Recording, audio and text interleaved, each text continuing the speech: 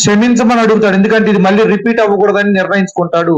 దేవుని ఉగ్రత నా మీద ఉండకూడదు, దేవుడు నా వైపు ఎలా చూడాలి, సంతోషంగా చూడాలంటే దేవునికి నాకు మధ్య పాపమని అడ్డు కూడా ఉండకూడదు అంటే ఏం చేయాలి? మనం మారు మనసు పొంది మనకున్న ఈ యొక్క బలహీన శరీరాన్ని బట్టి పొరపాట్లు చేస్తూనే ఉంటాం.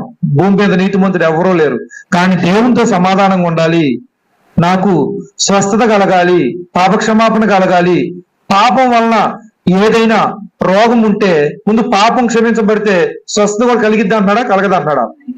ఒకరి కొరకు ఒకరు ప్రార్థన చేసుకోవాలి. నాయన, నా సహోదరుడు అయితే నన్ను క్షమించాడు, మీరు కూడా నన్ను క్షమించండి. క్షమాపణ అడగటం వల్ల ఎంత మేలో తెలిస్తే ఇక్కడి నుంచి మనం ఏం చెప్తాం? క్షమాపణ అడుగుతాం.